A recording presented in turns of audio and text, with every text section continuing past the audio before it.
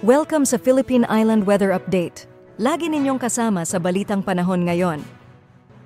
May kita natin ngayon dito sa ating satellite animation na wala na tayo gaanong kaulapan na nagdudulot ng mga pag-ulan sa malaking bahagi ng ating bansa. Ngunit ang northeast monsoon o amihan ay nakakaapekto pa rin dito sa bahagi ng Luzon kung saan magdadala pa rin ito ng maulap na kalangitan na may mga pag-ulan dito sa may silangang bahagi ng Luzon. At ngayong araw ay magiging mataas din yung tsansa ng mga isolated na mga pag-ulan, pagkidlat at pagkulog dito naman sa silangan at katimugang bahagi ng Mindanao. So pag-iingat po para sa ating mga kababayan sa posibilidad ng mga pagbaha at pagguho ng lupa. At sa kasalukuyan ay wala tayong minomonitor or namamataan pa na bagyo or low pressure area na maaaring makaapekto dito sa ating bansa.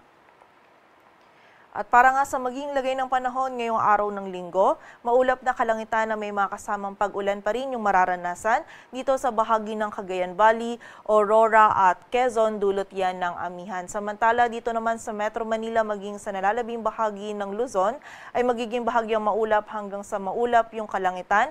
Medyo malamig pa rin po yung panahon na mararanasan lalong-lalo na dito sa area ng Northern Luzon at meron pa rin tayong posibilidad ng mga isolated na mga pag-ulan na dulot pa rin ng amihan.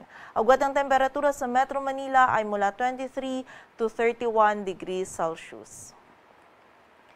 Samantala sa bahagi naman ng Visayas at Mindanao, ang buong bahagi po ng Visayas at Mindanao ngayong araw ay makakaranas din ng bahagyang maulap hanggang sa maulap na kalangitan, ngunit meron pa rin tayong posibilidad ng mga isolated na mga pag-ulan, pagkidlat at pagkulog lalong-lalo na yan dito sa area ng Caraga at Davao Region, dulot yan ng easterly. So muli po, pag-iingat pa rin para sa ating mga kababayan sa posibilidad ng mga pagbaha at pagguho ng lupa. Agwat ang temperatura sa Cebu ay mula 26 to 31 degrees Celsius at sa Davao naman ay 24 to 33 degrees Celsius.